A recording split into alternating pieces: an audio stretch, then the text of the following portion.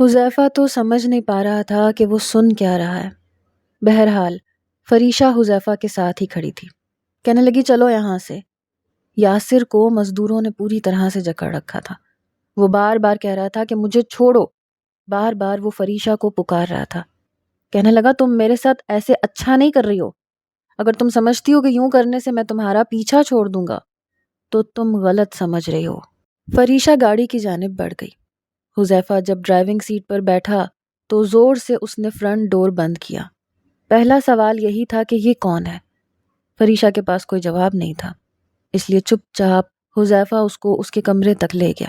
لیکن اس کے بعد جو کچھ اس نے کیا وہ سوچ بھی نہیں سکتی تھی۔ کہنے لگا تم نے مجھے سمجھ کیا رکھا تھا؟ میں تمہیں بے وقوف نظر آتا تھا؟ پچھلے 3 سال سے تم مجھے بے وقوف بنا رہی تھی۔ فریشہ تم نے مجھ سے کہا تھا کہ تمہارا شوہر مر چکا ہے۔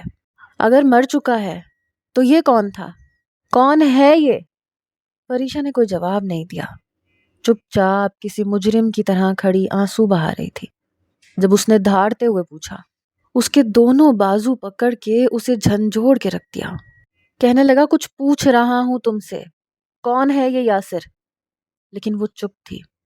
سامنے ٹیبل پر پڑا شیشے کا گلدان حذیفہ نے پکڑا اور زمین پر کھینچ کر مارا۔ فاطمہ بھی کونے میں کھڑی تھی۔ بچوں نے بھی پہلی بار حذیفہ کو اتنے غصے میں دیکھا تھا، اس لیے سہم کر فاطمہ کے ساتھ لگے ہوئے تھے۔ کہنے لگا کون ہے یاسر؟ تم جانتی ہو تم نے میرے ساتھ کیا کیا ہے؟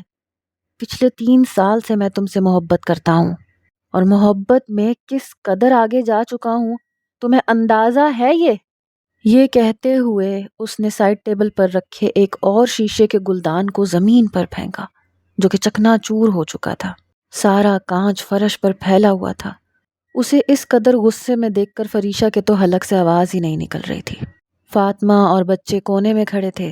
فریشہ کی مسلسل خاموشی پر حذیفہ کا پارا ہائی ہوا۔ کہنے لگا جواب کیوں نہیں دے رہی مجھے کہ وہ شخص واقعی سچ کہہ رہا ہے؟ کیا وہ تمہارا شوہر ہے؟ تمہارا؟ فریشہ ابھی بھی روئے جا رہی تھی۔ کہنے لگا فریشہ تمہاری چپ میری جان لے لے گی۔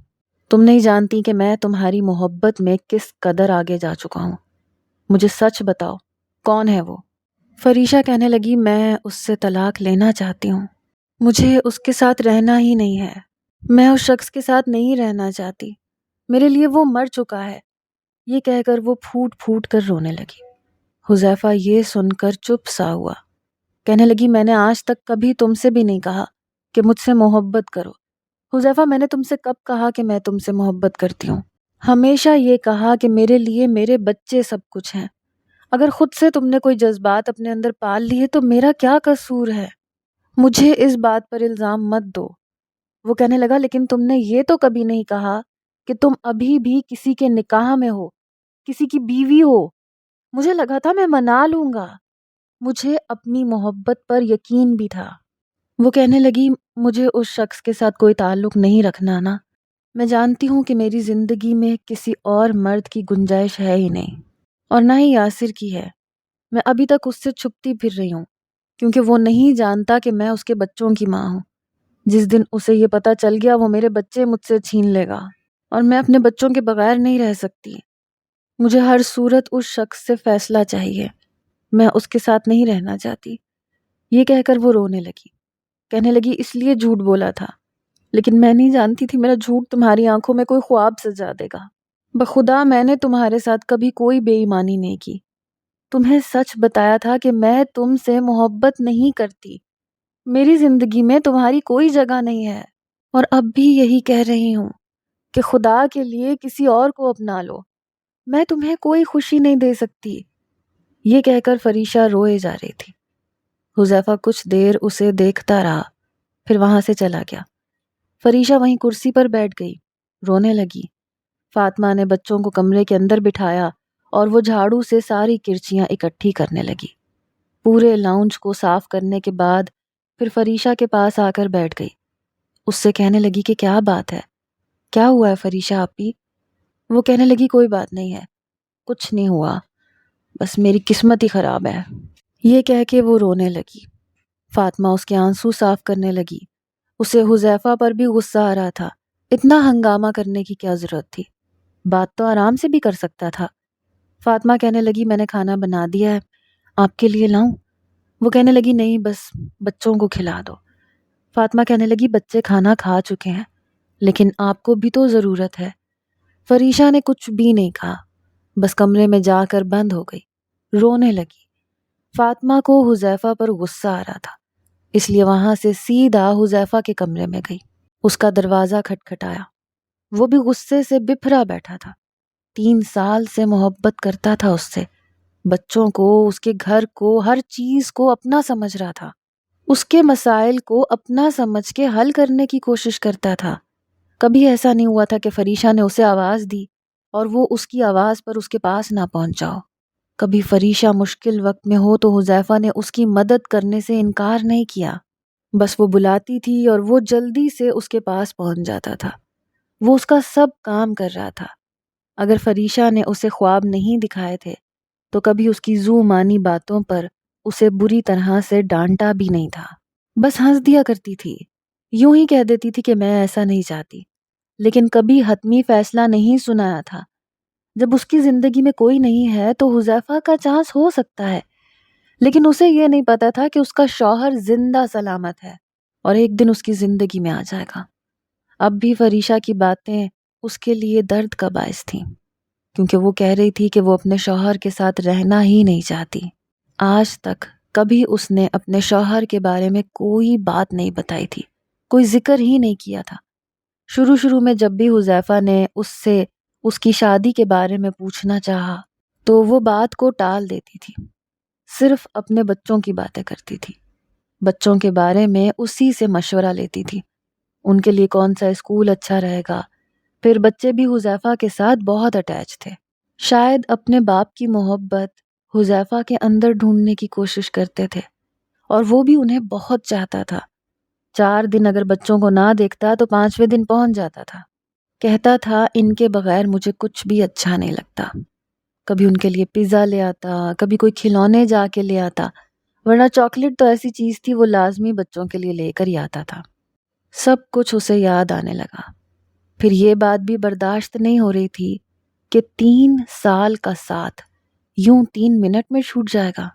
کوئی ایک دم سے فریشا کی زندگی میں آ کر یہ کہے گا کہ یہ میری بیوی ہے اور تم کون ہو، یعنی کہ 3 سال کی رقابت ایک پل میں اجنبیت میں بدل گئی۔ بتانے کے لیے کوئی بھی رشتہ نہیں تھا۔ کون سا رشتہ وہ پچھلے 3 سال سے نبھا رہا تھا جس کا کوئی نام ہی نہیں تھا؟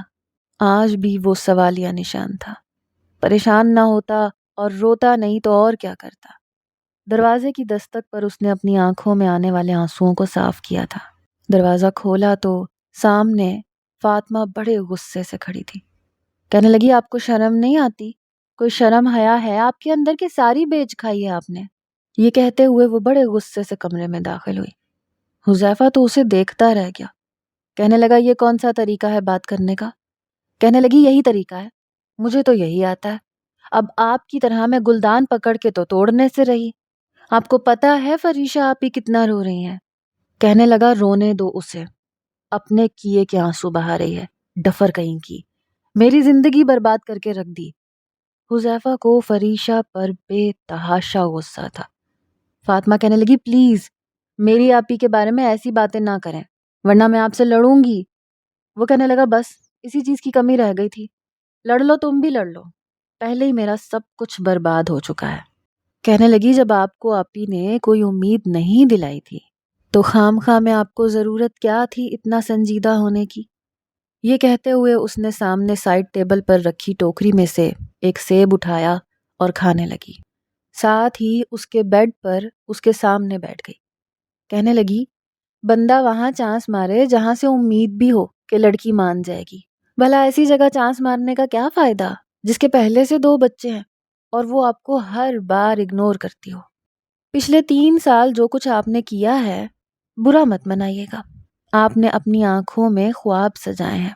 آپ ہی کی باتوں سے مجھے اندازہ لگ چکا ہے کہ انہوں نے آپ کو کوئی امید نہیں دلائی تھی، ویسے بھی وہ بہت اچھی ہیں۔ فاطمہ کی بات سن کر حذیفہ کو اور غصہ آنے لگا۔ حذیفہ نے اس کے ہاتھ سے سیب چھینا، دوبارہ پھل کی ٹوکری میں رکھ دیا، کہنے لگا اٹھو یہاں سے۔ وہ بیچاری کھڑی ہو گئی، کہنے لگا نکلو باہر یہاں سے، تم فریشہ کی طرفداری کرنے آئی ہو تو جا سکتی ہو، یہ میرا اور اس کا معاملہ ہے، میں خود ہینڈل کر لوں گا۔ تم کون ہوتی ہو مجھے سمجھانے والی؟ فاطمہ کہنے لگی آپ نے میری آپی کو بہت دکھ دیا ہے، دیکھ لیجیے گا بہت گناہ ملے گا آپ کو، اور آپ کو تو مہمان نوازی بھی نہیں نبھانی آتی۔ یہ ہی نہیں کہ مجھ سے پانی پوچھ لیتے، اگر میں نے سیب اٹھا کر کھا لیا تو آپ نے کیسے مجھے چھین کے واپس رکھتا ہے؟ کیا میں کسی چیز کی بھوکی ہوں؟ پھر اپنے پرس میں سے 50 کا نوٹ نکال کر اس کے ہاتھ پر رکھ دیا، کہنے لگی یہ پکڑیں اپنے سیب کے پیسے، اور اپنا سیب اٹھا کے واپس چلی گئی۔ حذیفہ تو اس بے وقوف سی لڑکی کو دیکھتا رہ گیا۔ اگلے کئی روز فریشہ کام پر نہیں گئی۔ باس کی کال آ رہی تھی، اسے یہی ڈر تھا کہ کہیں وہاں پر یاسر نہ مل جائے۔ دوسری طرف یاسر نے وہاں پر موجود عملے سے کئی بار اس کا پتہ پوچھنے کی کوشش کی، لیکن کوئی بھی پتہ بتانے کو تیار نہ تھا۔ فریشہ سوچ چکی تھی کہ اب یہاں نہیں رہے گی، اس لیے اپنا سامان پیک کر رہی تھی۔ بچے اس کی شکل کی طرف دیکھ رہے تھے، الجھی الجھی باتوں کو وہ سمجھ نہیں پا رہے تھے۔ جب حذیفہ اس کے گھر میں آیا، اسے یوں سامان پیک کرتا دیکھ کر کہنے لگا کہاں جا رہی ہو تم؟ وہ کہنے لگی تم سے مطلب، اپنے کام سے کام رکھو، تمہیں بس صرف لڑنے کا شوق ہے، لیکن میں اب سارے قصے ختم کر کے جا رہی ہوں۔ ویسے بھی وہ شخص میرے پیچھے پڑ چکا ہوگا، میرا پیچھا کرنے کی کوشش کر رہا ہوگا، میں نہیں چاہتی کہ وہ میرے بچوں کو دیکھے، میں یہاں سے واپس جا رہی ہوں۔ وہ کہنے لگا کیا یہ تمہارا آخری فیصلہ ہے کہ تم یاسر کے ساتھ نہیں رہنا چاہتی؟ فریشہ کہنے لگی تو اور کیا، لکھ کے دوں تمہیں؟ میں اس سے ڈیورس لینا چاہتی ہوں، بس اسے یہ نہیں پتہ لگنا چاہیے کہ میں اس کے 2 بچوں کی ماں ہوں، کیونکہ وہ نہیں جانتا، اگر جان جائے گا تو اپنے بچے مجھ سے چھین لے گا۔ حذیفہ کہنے لگا وہ کیسے چھین لے گا؟ اگر تم واقعی اس کے ساتھ نہیں رہنا چاہتی اور اس سے فیصلہ لینا چاہتی ہو تو میں تمہاری مدد کرنے کو تیار ہوں، میں دیکھتا ہوں وہ بچوں کو ہاتھ بھی کیسے لگاتا ہے۔ فریشہ کہنے لگی مجھے یہاں نہیں رہنا، میں اس کی نظروں میں آنا ہی نہیں چاہتی، یہ اولاد اس کی ہے، وہ کورٹ کے ذریعے سے بھی اپنے بچے مانگ سکتا ہے، اور اس وقت تم اور میں کچھ نہیں کر سکتے۔ وہ کہنے لگا تمہاری نوکری چھوٹ جائے گی فریشہ۔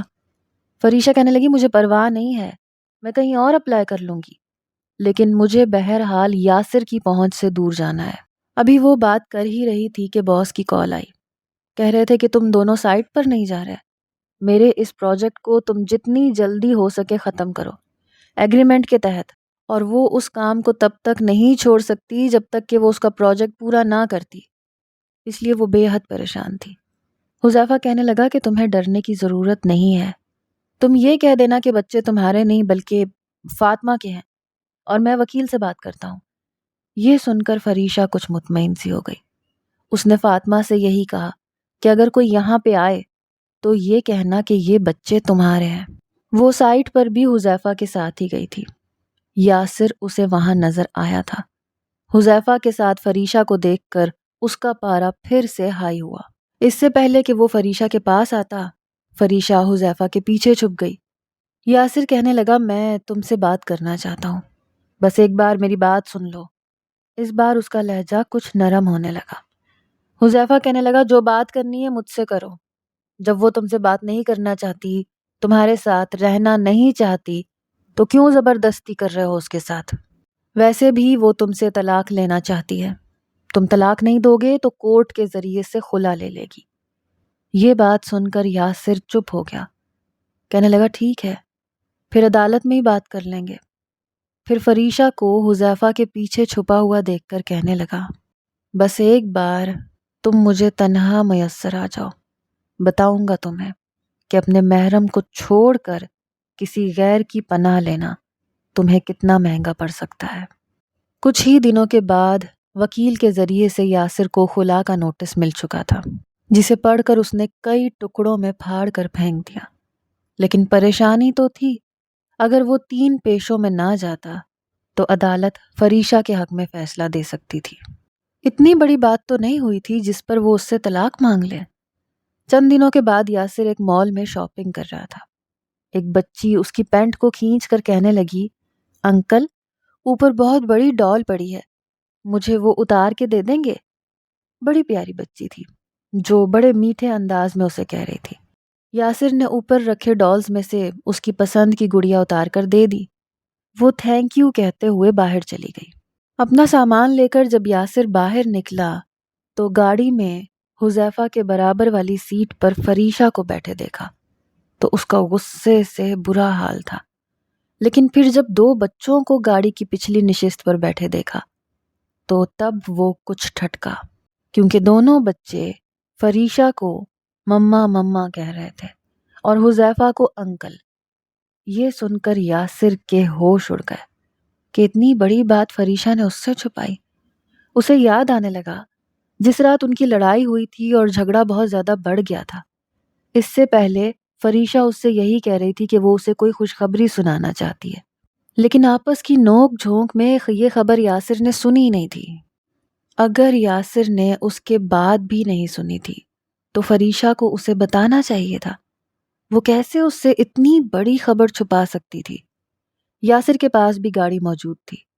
وہ فوراً سے گاڑی میں بیٹھا اور کچھ فاصلہ رکھ کر اس کی گاڑی کا پیچھا کرنے لگا۔ فریشہ جس گیسٹ ہاؤس میں ٹھہری تھی اس کا پتہ وہ جان چکا تھا، لیکن اگر وہ بات کرتا تو وہ اس کی بات نہیں سنتی۔ البتہ اگر وہ اپنے بچے کسی بھی طریقے سے لے لے تو پھر فریشہ ضرور اس کی بات سننے پر مجبور ہو جائے گی۔ وہ اگلے روز جب شام کے ٹائم وہاں پہنچا تو فاطمہ لان میں دونوں بچوں کے ساتھ کھیل رہی تھی۔ فریشہ کو وہ سائٹ پر جاتے ہوئے دیکھ چکا تھا، جانتا تھا کہ گھر میں بچے ہوں گے یا پھر کوئی کیئر ٹیکر۔ یاسر نے جب لکڑی کا چھوٹا سا دروازہ کھولا اور لان میں آنے لگا تو فاطمہ دونوں ہاتھ کمر پر رکھ کر کہنے لگی، آپ کون ہیں اور یوں منہ اٹھائے اندر کیا کرنے آ رہے ہیں؟ وہ کہنے لگا، یہ بچے کس کے ہیں؟ کہنے لگی، میرے ہیں۔ یہ سن کر وہ بہت حیران ہوا۔ اسی وقت فاطمہ کی والدہ اپنے کوارٹر سے اسے آوازیں دینے لگی کہ فاطمہ جلدی سے یہاں آؤ، تمہارے بابا تمہیں بلا رہے ہیں، تمہارا رشتہ دیکھنے کے لیے تمہیں لوگ آنے والے ہیں، پہنچنے والے ہیں۔ یہ کہہ کر اس کی والدہ اپنے گھر کے اندر چلی گئی، لیکن فاطمہ کچھ تذبذب سی ہوئی۔ فریشہ اسے پہلے ہی سمجھا چکی تھی کہ اگر کوئی بھی اس کے متعلق پوچھے تو وہ یہی کہے کہ یہ بچے میرے ہیں، یہ نہ بتائے کہ فریشہ کے ہیں۔ یاسر اسے کہنے لگا، تو یہ بچے تمہارے ہیں، کیوں جھوٹ بول رہی ہو؟ فاطمہ نہایت ہی بے وقوف قسم کی ایک بڑبولی قسم کی لڑکی تھی۔ کہنے لگی، دیکھیں آپ کون ہیں پہلے یہ بتائیں۔ وہ کہنے لگا، میں مردم شماری کی طرف سے ہوں، اس لیے مجھے سچ بتائیں کہ یہ بچے آپ کے ہیں یا کسی اور کے ہیں۔ یہ سن کر فاطمہ نے ساری سچائی اسے بتا دی کہ بچے اس کے نہیں ہیں۔ فاطمہ کی والدہ پھر اسے بلانے لگی۔ وہ کہنے لگی، امی بس 2 منٹ۔ پھر نور اور مانی سے کہنے لگی، چلو تم لوگ میرے گھر پر چلو۔ بچے کہنے لگے، فاطمہ آپ جائیں، ہم اپنے کھلونے لے کر آتے ہیں۔ فاطمہ اپنی والدہ کے گھر چلی گئی۔ یاسر بچوں کے پاس آیا، جیب سے کلوروفارم والا رومال نکال کر ان دونوں بچوں کے منہ پر رکھ دیا۔ کچھ ہی دیر میں دونوں بچے بے ہوش ہو چکے تھے۔ اس نے دونوں کو اٹھا کر اپنے کندھے سے لگایا اور گاڑی کی پچھلی نشست پر لٹا کر گاڑی یہاں سے لے کر چلا گیا۔ جب بچے فاطمہ کے گھر نہیں پہنچے تو وہ دوبارہ سے جب فریشہ کے گھر میں آئی تو بچے وہاں موجود نہ تھے۔ یہ دیکھ کر وہ بری طرح سے گھبرائی، ہر جگہ بچوں کو دیکھ چکی تھی۔ مجبوراً اس نے فریشہ کو جب یہ بتایا تو وہ تو پاگلوں کی طرح سے روئے جا رہی تھی۔ حذیفہ بھی اس کے ساتھ گھر واپس آ گیا۔ اس نے ہر ممکن کوشش کی بچوں کو ڈھونڈنے کی، لیکن بچے نہیں مل رہے تھے۔ جب فاطمہ نے فریشہ کو اس نوجوان کا بتایا جو خود کو مردم شماری کا بتا رہا تھا، بس سارا نقشہ یاسر کا تھا۔ فریشہ سمجھ گئی کہ وہ بچوں کو اغوا کر کے لے گیا تھا۔ حذیفہ اس سے کہنے لگا، تم ابھی میرے ساتھ پولیس اسٹیشن چلو، اس کی ابھی ہم رپورٹ کٹوائیں گے۔ دونوں ہی پولیس اسٹیشن پہنچ گئے۔ جبکہ پولیس نے یہ رپورٹ لکھنے کے لیے پوچھا کہ آپ کو کس پر شک ہے تو فریشہ کہنے لگی، مجھے اپنے شوہر پر شک ہے کہ وہ میرے بچے اغوا کر کے لے گیا ہے۔ پولیس اہلکار کا ہاتھ لکھتے لکھتے رک گیا۔ پولیس اہلکار کہنے لگا، کیا مطلب؟ آپ یہ کہنا چاہتی ہیں کہ بچوں کو اس کے باپ نے اغوا کیا ہے؟ فریشہ ہاں میں سر ہلانے لگی۔ وہ کہنے لگا، محترمہ کیا آپ کا دماغی توازن درست ہے؟ آپ ایک باپ کے خلاف رپورٹ لکھوانے آئی ہیں کہ اس نے اپنے بچوں کو اغوا کر لیا۔ فریشا کہنے لگی میں اپنے شوہر سے خلا لے رہی ہوں، اس وجہ سے اس نے میرے بچوں کو اغوا کیا ہے۔ پولیس اہلکار کہنے لگا اگر آپ کا شوہر آپ کو طلاق بھی دے دیتا ہے تب بھی بچوں پر اس کا حق قائم رہے گا، وہ اپنے بچے نہیں چھوڑ سکتا اور نہ ہی آپ اسے ملنے سے روک سکتی ہیں، ایسی کوئی بھی رپورٹ ہم نہیں کر سکتے۔ یہ سننا تھا کہ حذیفہ نے اس پولیس والے سے لڑنا شروع کر دیا کہ تم کیوں نہیں اس کے خلاف رپورٹ لکھ رہے، اس نے ناجائز طریقے سے بچوں کو اغوا کیا ہے۔ وہ کہنے لگا کہ وہ ان کا باپ ہے، آپ اسے ملنے سے روک ہی نہیں سکتے، میں ایسی کوئی ایف آئی آر کاٹ نہیں سکتا، میں کیا کوئی بھی نہیں کاٹے گا۔ فریشا ہر طرف سے مایوس ہو گئی، مجبوراً اسے یاسر کا نمبر ملا کر اس سے بات کرنی پڑی۔ وہ کہنے لگا یاد آ گئی تمہیں میری، 5 سال بعد تمہیں احساس ہو گیا کہ میں تمہارا کیا لگتا ہوں۔ فریشا روئے جا رہی تھی، کہنے لگی یاسر میرے بچے، یہ کہہ کر وہ پھوٹ پھوٹ کر رونے لگی۔ کہنے لگا تمہارے نہیں فریشا، کہو ہمارے بچے۔ وہ کہنے لگا ہمارے بچے اس وقت میرے پاس ہیں، میں تو حیران ہوں کہ تم نے میرے بچوں کو میرے خلاف اس قدر بدظن کر دیا ہے کہ وہ مجھے کڈنیپر سمجھ رہے ہیں، تم نے انہیں یہ نہیں بتایا کہ میں ان کا باپ ہوں۔ بڑی افسوس کی بات ہے فریشا، ہماری لڑائی اپنی جگہ، لیکن تمہارا یہ حق نہیں بنتا تھا کہ تم میرے بچوں کی پیدائش سے مجھے انجان رکھتی۔ میں چاہوں تو تم پر کیس کر سکتا ہوں اور جانتی ہو اس کا نتیجہ کیا نکلے گا۔ وہ کہنے لگی میرے بچے مجھے واپس کر دو۔ کہنے لگا ٹھیک ہے، تم مجھ سے ملنے کے لیے آؤ اکیلے، مجھ سے بات کر لو، پھر میں سوچوں گا کہ مجھے کیا کرنا ہے۔ پہلے تو فریشا یاسر کی بات سن کر چپ ہو گئی، پھر کہنے لگی ٹھیک ہے، مجھے بتاؤ میرے بچے کہاں ہیں، میں تم سے اکیلے ملنے کے لیے تیار ہوں۔ اسے ہر قیمت پر اپنے بچے چاہیے تھے۔ وہ کہنے لگا میں تمہارے موبائل پر ایک ایڈریس سینڈ کر رہا ہوں، اگر تم نے کسی کو بھی ساتھ لانے کی کوشش کی یا میرے ساتھ کوئی بھی چالاکی دکھائی تو میں قسم کھا کے کہتا ہوں تم اپنے بچوں کی شکل بھی نہیں دیکھ پاؤ گی۔ یہ سن کر فریشا رونے لگی، کہنے لگی یاسر یہ مت کہو پلیز، مجھے میرے بچے واپس لوٹا دو، میرے پاس جینے کا بس یہ آخری ذریعہ تھا۔ کہنے لگا اکیلی آنا سویٹ ہارٹ، ورنہ… یہ کہہ کر اس نے فون بند کر دیا۔ وہ نہیں بدلا تھا، وہ اب بھی بالکل ویسا تھا، ویسے ہی اسے دھمکیاں دے رہا تھا۔ حذیفہ کہنے لگا کیا کہہ رہا تھا وہ کمینہ، کیا بچے واپس کرے گا؟ فریشا نے کہا کہ وہ مجھے اکیلے بلا رہا ہے، کہہ رہا ہے کسی کے ساتھ مت آنا ورنہ بچوں کو مجھ سے اتنی دور کر دے گا کہ میں دوبارہ بچوں کو دیکھ بھی نہیں سکوں گی۔ حذیفہ میں اپنے بچوں کے بغیر مر جاؤں گی، وہ کہتے ہوئے سسکیوں سے رونے لگی۔ حذیفہ کہنے لگا تم پریشان مت ہو، لیکن میں تمہیں کسی بھی قیمت پر اکیلی جانے نہیں دوں گا، تم ایڈریس مجھے دو، میں جا کے اس کمینے کا منہ توڑ کے بچوں کو واپس لے کر آتا ہوں۔ وہ کہنے لگی نہیں، تمہیں دیکھ کر وہ بچوں کو کبھی تمہارے حوالے نہیں کرے گا، مجھے اکیلے ہی جانا پڑے گا۔ حذیفہ کہنے لگا میں تمہیں اکیلے نہیں جانے دے سکتا، پتہ نہیں کیا کرے گا تمہارے ساتھ۔ وہ کہنے لگی پلیز مجھے اکیلے جانا ہے، میں نہیں چاہتی وہ میرے بچوں کو مجھ سے بہت دور لے جائے۔ حذیفہ میں اس شخص کے ساتھ نہیں رہنا چاہتی، اول تو مجھے شادی کرنی ہی نہیں ہے، میں ساری زندگی اپنے بچوں کے ساتھ رہنا چاہتی ہوں، لیکن اگر کبھی میرا ارادہ ہوا اور اس نے مجھے طلاق دے دی تو میں تم سے شادی کر لوں گی، لیکن پلیز اس وقت مجھے جانے دو، میں اسے قائل کرنے کی کوشش کروں گی، اس کے سامنے روں گی، ہاتھ پھیلا کے اپنے بچے مانگوں گی، ہو سکتا ہے وہ میرے بچے مجھے لوٹا دے۔ حذیفہ خاموش ہو گیا کیونکہ دوسرا کوئی چارہ بھی نہ تھا۔ فریشا اس سے ملنے کے لیے گئی تھی، ایک چھوٹا سا کاٹیج تھا جہاں اس نے بلایا تھا۔ جیسے ہی وہ اندر داخل ہوئے دروازہ یاسر نے بند کر دیا۔ دروازہ بند ہوتے ہی وہ بری طرح سے گھبرا گئی، ابھی بھی فریشا کی آنکھوں سے آنسو بہہ رہے تھے۔ کہنے لگی میرے بچے کہاں ہیں؟ وہ مسکرانے لگا، کہنے لگا پہلے بچوں کے باپ سے تو مل لو، بچوں سے بھی مل لینا۔ 5 سالوں کا حساب بیگم صاحبہ 5 منٹ میں تو نہیں ہو سکتا۔ وہ کہنے لگی مجھے اپنی گزشتہ زندگی کے بارے میں کچھ بھی نہیں کہنا، نہ ہی کچھ سننا ہے۔ فریشا کی بات سن کر یاسر کچھ دیر اسے دیکھنے لگا، کہنے لگا ابھی بھی نہیں بدلی، بالکل ویسی ہی ہو۔ کہنے لگا ٹھیک ہے۔ سامنے ہی ایک میز رکھا تھا جس کے اطراف میں صرف 2 کرسیاں تھیں اور دونوں کرسیاں ایک دوسرے کے مقابل رکھی ہوئی تھیں۔ ایک کرسی پر یاسر جا کر بیٹھ گیا، ہاتھ میں 2 فائلیں پکڑ رکھی تھیں۔ کہنے لگا آؤ بیٹھو ادھر۔ فریشہ جھجکتے ہوئے بیٹھ گئی۔ اس نے دونوں فائلیں فریشہ کے سامنے رکھ دیں اور ساتھ میں اپنی جیب میں سے ایک پین نکال کر اس کے سامنے رکھ دیا۔ کہنے لگا ایک فائل میں طلاق نامہ ہے، تم سائن کرو گی تو میں بھی کر دوں گا اور پھر تم آزاد ہو جاؤ گی۔ میرا ہر رشتہ تم سے ختم ہو جائے گا، لیکن اس صورت میں تمہیں میں اپنے بچے نہیں دے سکتا۔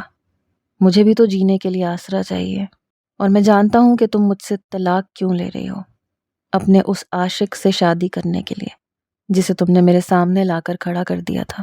دیکھو میں اپنے بچے دوسروں کے رحم و کرم پر نہیں پالوں گا، میرے بچے میرے پاس رہیں گے۔ تم شوق سے اپنے عاشق سے شادی کر لینا اور بچے بھی ہو جائیں گے۔ فریشہ رونے لگی، کہنے لگی مجھے میرے بچے چاہیے۔ یاسر کہنے لگا اپنے بچے چاہیے تو دوسری فائل بھی تمہارے سامنے رکھی ہے، اس پر سائن کر دو، لیکن اسے اچھی طرح سے پڑھ لینا۔ اگر تمہیں اپنے بچے چاہیے تو ان کے ساتھ تمہیں مجھے بھی قبول کرنا پڑے گا اور خلا کا مقدمہ واپس لینا پڑے گا۔ یہ بات سن کر فریشہ اس کی شکل دیکھنے لگی۔ کہنے لگا فیصلہ تمہارے ہاتھ میں ہے، بچے اور میں، یا پھر تمہارا وہ عاشق۔ فیصلہ تمہارے ہاتھ میں ہے فریشہ۔ یہ کہہ کر یاسر نے جیب سے سگریٹ کی ڈبی نکالی، سگریٹ نکال کے منہ میں رکھ کر اور پھر لائٹر سے جلا کر کھڑکی کے پاس جا کر کھڑکی کھول کر باہر دیکھنے لگا۔ اس کا دل بھی زور زور سے دھڑک رہا تھا۔ جس مشکل میں وہ فریشہ کو ڈال چکا تھا، خود بھی اسی مشکل کا شکار تھا کہ کہیں وہ طلاق نامے پر سائن نہ کر دے، لیکن وہ یہ نہیں جانتا تھا کہ وہ کیا فیصلہ کرے گی۔ آپ ہی بتائیں فریشہ کیا فیصلہ کرے گی، بچے یا طلاق؟ جلدی سے ہمیں کمنٹس میں بتائیے۔